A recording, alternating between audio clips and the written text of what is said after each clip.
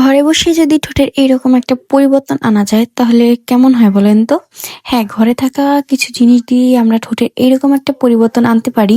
তো চলুন বেশি কথা না বলে শুরু করা যাক, যেটা আমাদের ঠোঁটের একদম ধরেন একদম কালো দাগগুলো দূর করবে, ঠোঁটে ফাটা দাগ কমাবে, ঠোঁটে ঠোঁটগুলো যেরকম আমাদের শুকনো থাকে সেগুলোকে কমাবে। চলুন বানানো যাক। তো প্রথমে আমাদের লাগবে চিনি। আমি এখানে পরিমাণ মতো আমার চিনি নিয়ে নিব। তারপরে লাগবে আমাদের মধু। আমি এখানে পরিমাণ মতো অল্প একটু মধু নিয়ে নিব। এই তো আমার পরিমাণ মতো মধু নেওয়া শেষ। তারপরে লাগবে আমাদের গ্লিসেরিন। এখানে আপনারা যেকোনো গ্লিসেরিন এখানে নিতে পারেন, কোনো সমস্যা নাই। আমি গ্লিসেরিনটা এখানে অল্প একটু দেবো আমাদের এটা। তো আমার সবকিছু দেওয়া শেষ। এখন আমি সমস্ত কিছু সুন্দরভাবে মিক্স করে মিশিয়ে নেব। এটা আপনার সপ্তাহে 2 থেকে 3 দিন নিবেন এবং চাইলে 7 দিনেই নিতে পারবেন।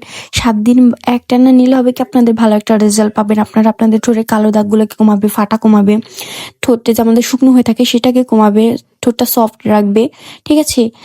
ঠোঁটে গোলাপি করবে, ঠোঁটটা পিঙ্ক একটা ভাব আনবে। তো আপনারা চাইলে একবার এটা ব্যবহার করে দেখতে পারেন। একদম 7 দিন একটানা ব্যবহার করবেন, ইনশাআল্লাহ ভালো একটা রেজাল্ট পাবেন।